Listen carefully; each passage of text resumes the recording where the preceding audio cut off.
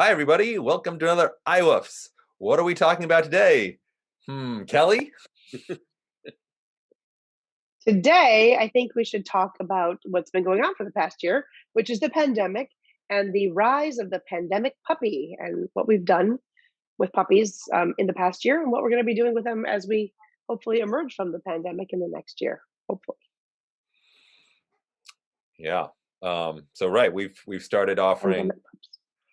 online classes, serious live online classes. And I think early on we did a couple of webinars where Ian talked about some ways to keep the training going and keep the socialization going, uh, given the constraints of social distancing and quarantining and social isolation. Do you want to share some of those thoughts, Dad? Mhm. Yeah, I mean, I don't think there's any constraints on puppy training. If anything, it's even easier to train a puppy now because people are at home. And I've always said, before you go and walk your dog or walk an untrained dog and make a total fool of yourself on the sidewalk and in one walk, unintentionally train your puppy to pull on leash and dash up to everyone he meets, like make him into a social loon.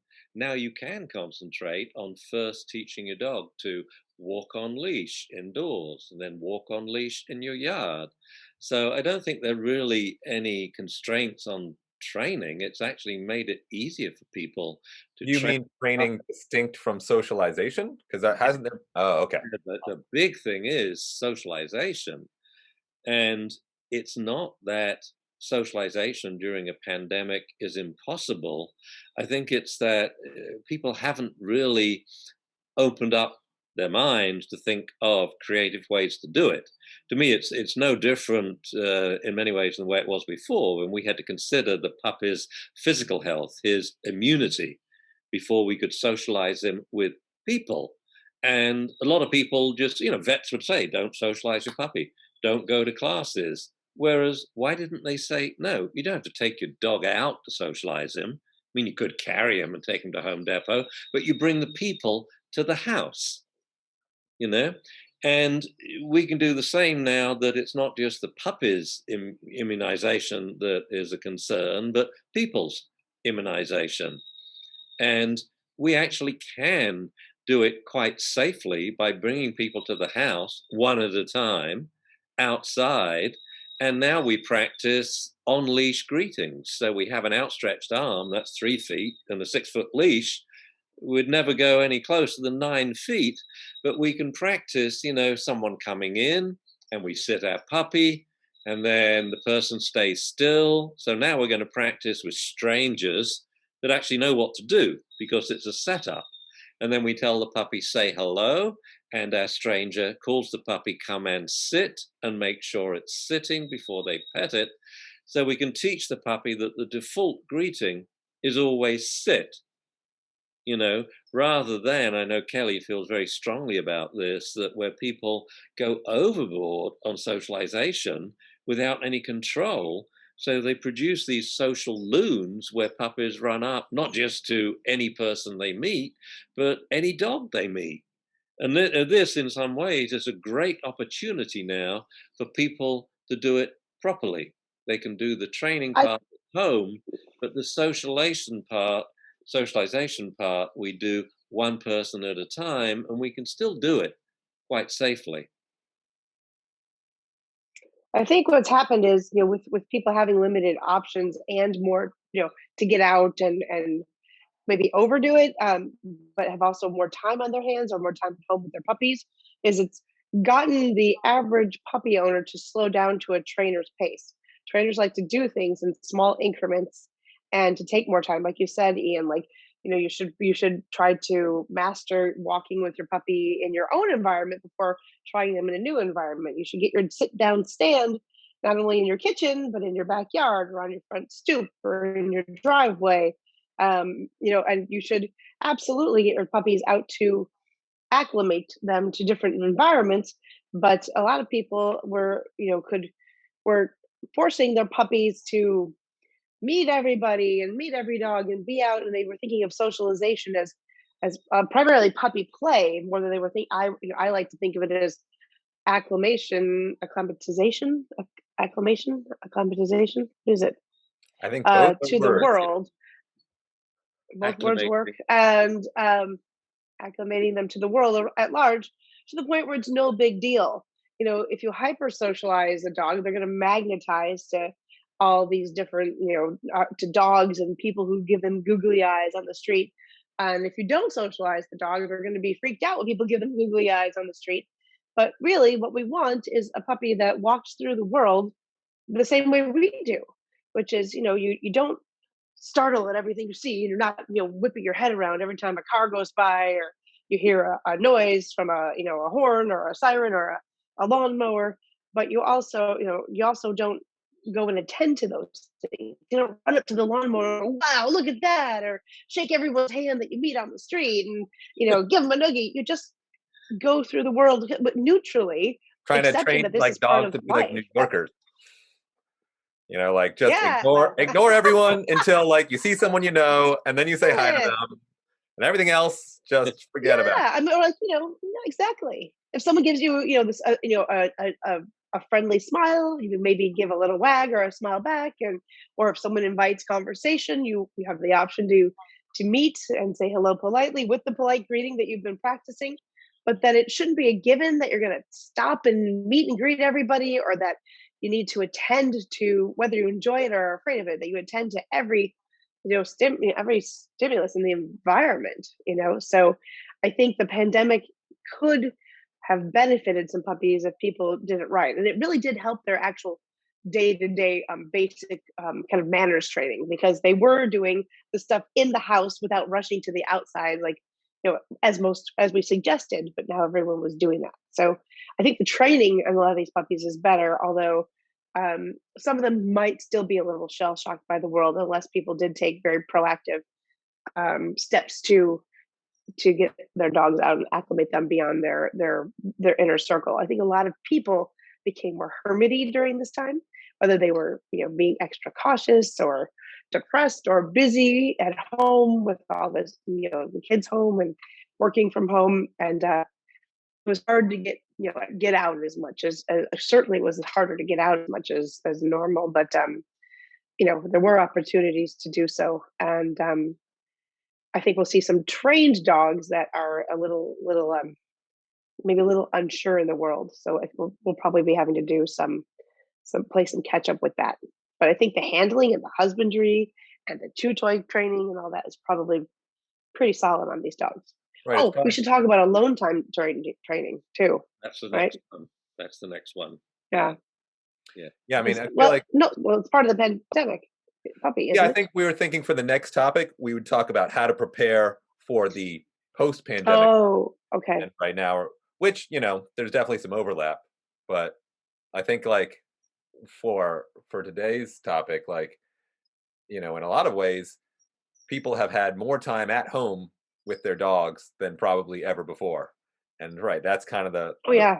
the upside is like, people are at home with their dogs, more time to train, more time to integrate training throughout the dog's day and stuff like that. And that, right, really More it's, time to build a relationship, which can But if yeah. you which think can be good about and bad. it, Do you very, know yeah, I go ahead. Go ahead. oh, I just have a little statistic. I heard this week from a reliable source. I don't have the study myself, that 50% of American households got puppies during the pandemic, or got dogs. Oh, That's an enormous number. yeah, If that's huge. true, we got to look that up. Yeah, could that possibly be 50%. true? That's mind-boggling. It feels like it. If you ask all the trainers that I know and all the puppy breeders that are out there, they are not surprised by that number, because, yeah, everyone got a pandemic puppy. That would have to Everyone include went, puppies they're home. and adopting dogs from shelters, right? Oh yeah, oh yeah. I mean, just some A new added a dog. dog to their household during the pandemic. Yeah, I wonder 50%. We have I to wonder figure if it that out. counts people that adopted multiple dogs and returned those dogs. Like, does that count for 3? Is that bringing up the average? Yeah, it probably would. Yeah. I I think what don't has know, happened but here yeah, is that's a that lot. the constraints on training that people talk about largely because people's brains just froze and they didn't think of the advantages of what they can do now. And if we think about training and when do we want to train and what do we want to train a dog to do, my maxim is always home and family first. Why? Because your dog is at home for a good 95, 98% of the time. And so that's the bit I think a lot of people forgot. And the adolescent dogs I've seen now are just totally out of control because they somehow thought, oh, there's a pandemic, we can't train. So they didn't capitalize on the fact that, no, you really can work on your household manners now, and that the dog is cool with family members, and do all the preparation for when you want to walk your dog on the street.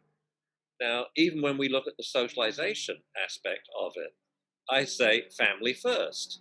Classical conditioning to make sure your dog loves all family members. I mean, I'm seeing adolescents that are now going to the shelter because they don't like one of the children or don't like the husband. Yeah. So I think people just gave up, and we could have done oodles of classical conditioning for the family. Then with who are the visitors, who obviously back then weren't coming into your house, but they could come to the street, where, as I said, they could meet at this 9-foot distance. And now we're getting close to the point where, no, we are meeting in bubbles of combining, and we're meeting in bigger, bubbles. So we now could troubleshoot street walking. So now the dog knows how to walk on a leash because we practice indoors and in our yard. So now it's greeting people.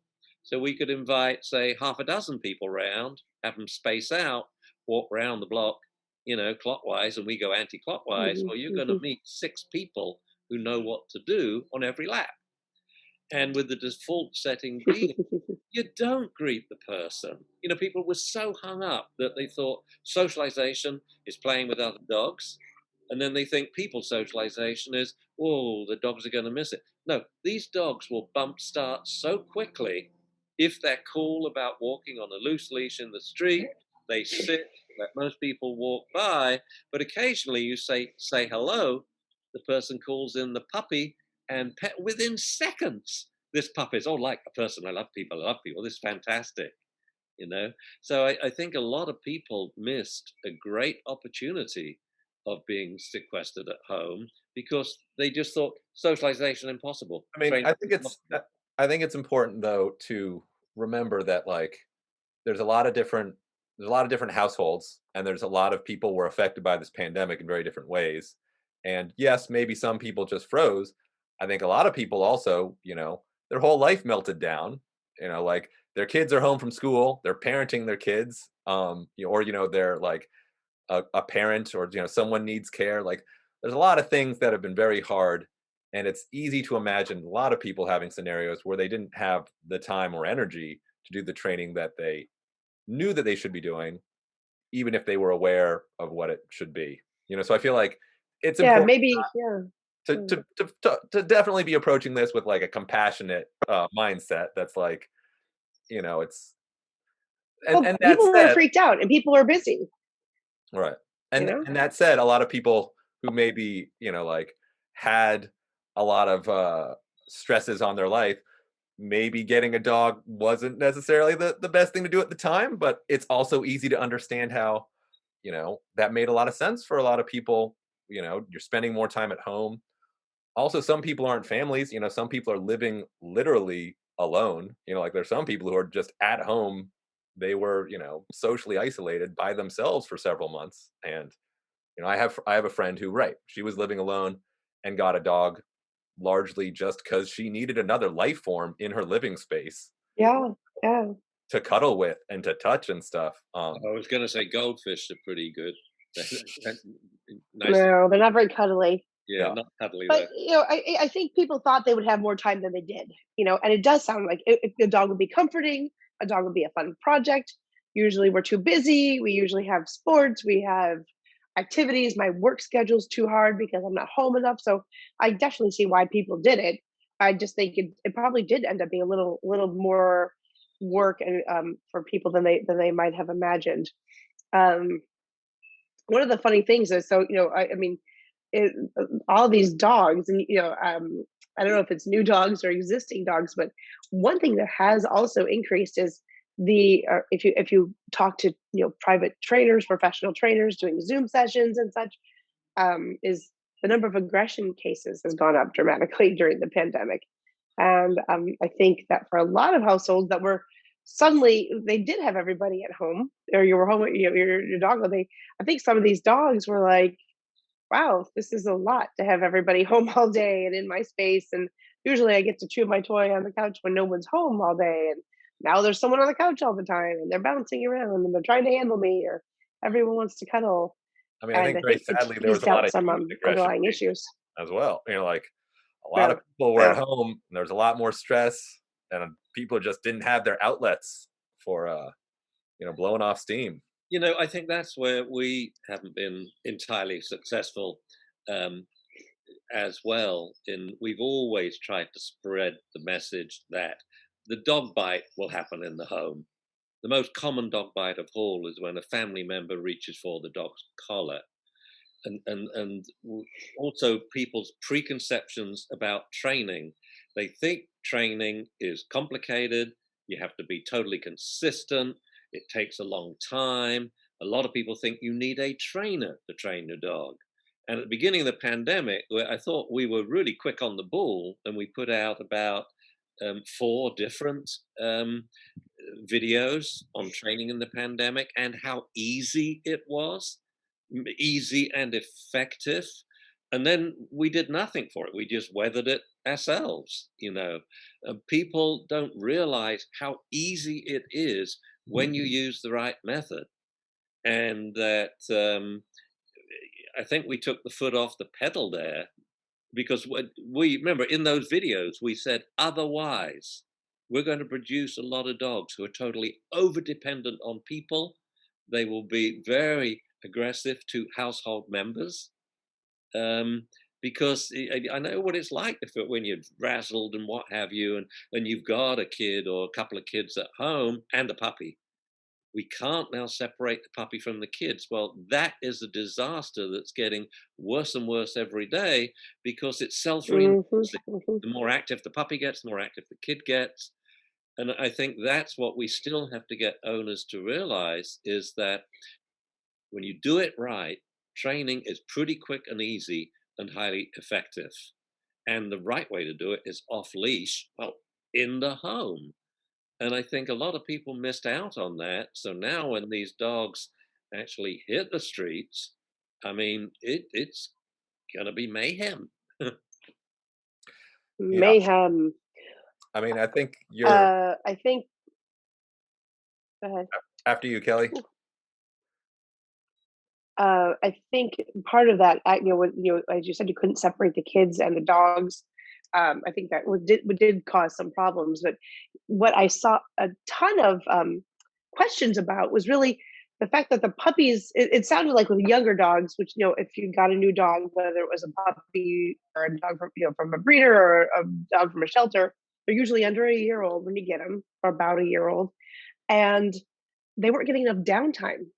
They weren't getting enough alone time. Usually when everyone's busy, the puppy is sleeping or put in a pen or given a chew project. And with everybody home, I think they thought that, oh, the puppy can just be out with us all the time. And I think they had a lot of overtired, exhausted, frustrated dogs in the household, and with no breaks from the kids, as you said, Ian, or from people, dogs need their downtime. And when they did get little bits of downtime, people are so relieved that it stopped. They then totally ignore the puppy. So the downtime, the quiet, the calm just doesn't get reinforced. And so now, as the dog changes from puppy to adolescent, they can keep going all day long before they crash, you know? And just having the dog out of control there must have been, frazzling for people. Yeah, And, and, for and it's when everybody. Yeah. it's when I think, we have all of this information, all of these solutions, but people are unaware of it. It's the preconceptions that training is time consuming, training is difficult. You need a trainer. And so they didn't do it. And if we use some of the, that basic technique, like the new course that we're working on now, the simplest of all techniques, random hand feeding, it changes your dog behavior in minutes. If you stop, if they got one piece of advice, don't feed from a bowl, no other instructions, hand feed your dog bits of kibble whenever you like. They would have totally different dogs now. Dogs with more attention, dogs which are closer proximity, dogs which are minding more, dogs which are calmer and quieter. If we just said one piece of advice, dog training is easy if you don't feed them from a bowl and waste all these valuable lures and rewards. We have a list of, what is it, 101 different things to use food to improve your dog's behavior and your dog's life and your life. And I think that's, it's always been the same story, I think, with our, apart from Sirius, which is so well known now in the Bay Area, everyone knows, go to Sirius puppy classes. I mean, it's almost a knee-jerk reaction. In the rest of the country, it's, I've got to go to puppy class. But they don't know the stuff that we present, say, in puppy kindergarten, or as in the books, before you get your puppy, after you get your puppy, even though they've been available for free for what, 15 years now? And that's where I think it's where we have somehow failed to let people know that easy solutions are there. Just for goodness sake, read them. And not only is it easy, it's fun.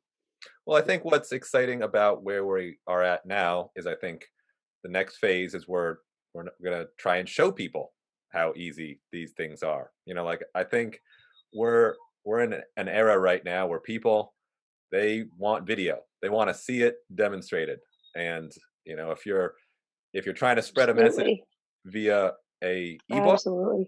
there's a lot of people you're not going to reach. And so, so Ian and Yep. I right now are working on a course about laser focused on the quick, the easy solutions that anyone can do at home. And effective. Yeah.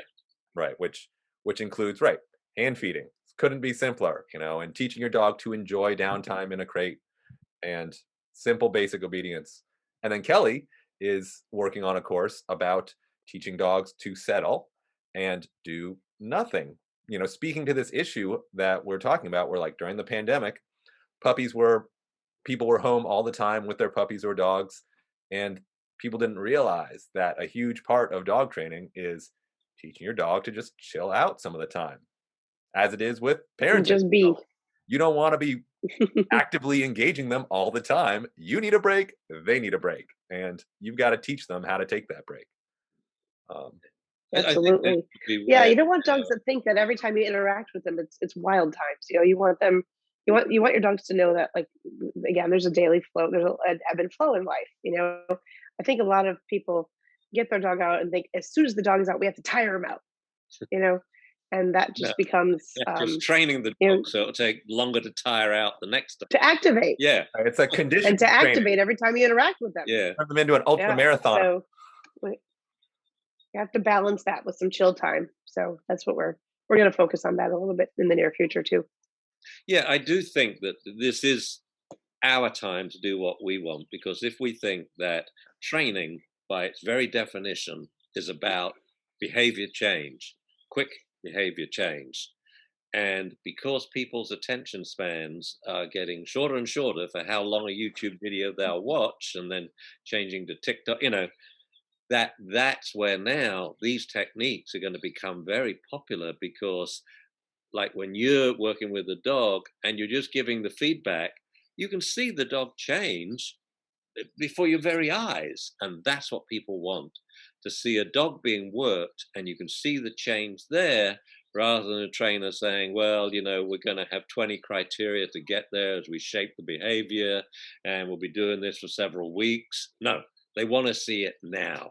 They want to see crazy dog now sitting and calm, almost as quickly as that, but certainly within seconds, not minutes. And so, yeah, I'm very excited now about what we're doing, and that could get, I think, the word out more. Because, I mean, you guys are fresh to this. You've only been doing it for a few decades, Kelly. I've been doing it my whole life. And what really gives me angst is we haven't got it out there yet. There were times when it was spreading rapidly, like when we started Sirius, the word spread like wildfire. when starting the Association of Professional Dog Trainers, then the word spread throughout trainers, but it seems now that we've come to a plateau. But I think the fact with the combination that designing training methods that show instant behavior change, and that hand in hand with the fact that people want to see something that's quick, I think the time is now where Okay. we can I, change things. I think we should probably wrap it up, but maybe as a very brief parting thing, I'd be curious if each of you wanted to recommend just what is one exercise that people could be doing, at home with their dogs very easily that you think would be really valuable that maybe people aren't thinking about. I would definitely In go. relation to the pandemic, or just in Yeah, I mean, general? like if you are at home with your puppy right now, like I guess in theory, were were we talking about puppy training for this one, or are we just talking about dogs? It's I puppies and dogs. Yeah, I mean, Talking it's about dogs. largely the socialization Just aspects. pandemic dogs. Yeah. Pandemic dogs, yeah. Puppies, yeah. So you're still stuck at home is the assumption. Okay. Um, I don't know, one exercise. Mhm. Well, I would go for two. One is Go for it. crates and kongs. Why? Because people and dogs need their dog to enjoy long, quiet, calm moments on its own, which will be next week's topic. And that's the relief when you say, I've got one dog here at the moment, I'm on my own. And this morning I got up slowly, I gave him his breakfast, you know what I'm like in the morning. And then I was about to come out here to work on text for the video we're doing, Jamie. So I gave him a Kong. And as soon as I went into the room to get the Kong, he's following me. He's looking at the fridge, saying, open the door. He's sitting of his own accord. He follows me into the next room. The closest heel I've seen him do with no training whatsoever. He sits and I say, oh, I give him the Kong. He turns and sprints in a gallop like a gazelle running from an African wild dog into an open crate, lies down to chew it. He was so eager to get in his crate that he laid down. I didn't even shut the door. And that's where he was for 1 hour.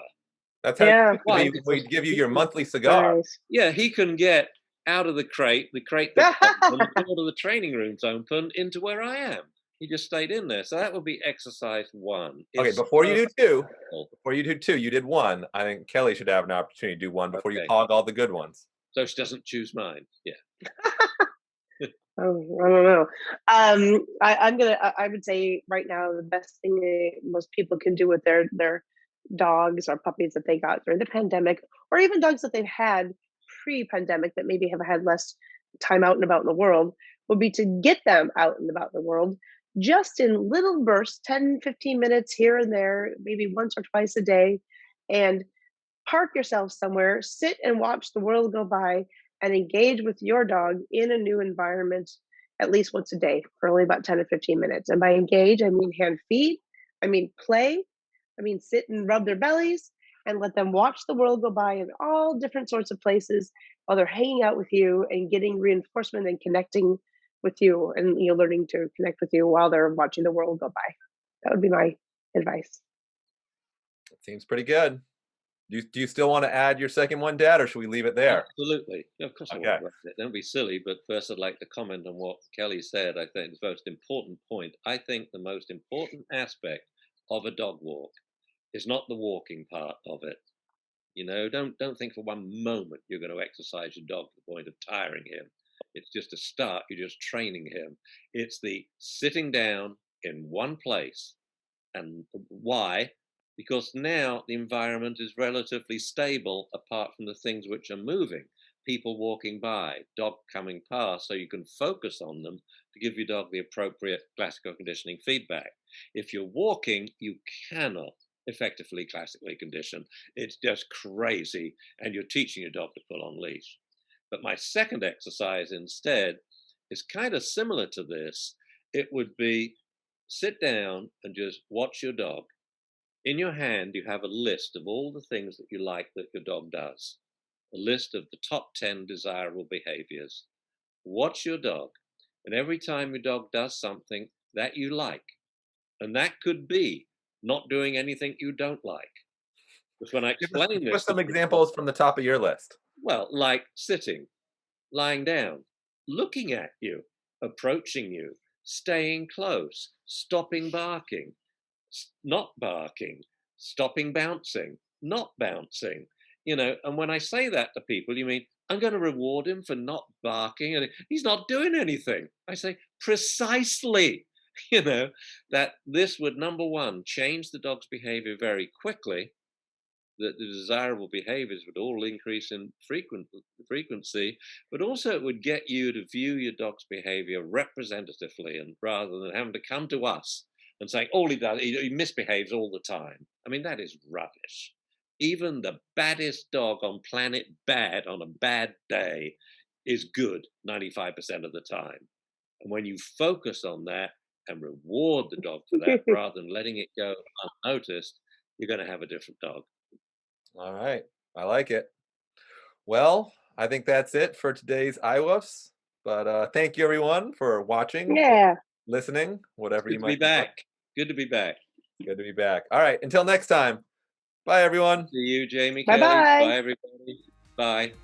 Thanks for watching this video. If you'd like to learn more about dog training and behavior, make sure you visit DunbarAcademy.com to check out our selection of courses, many of which are completely free.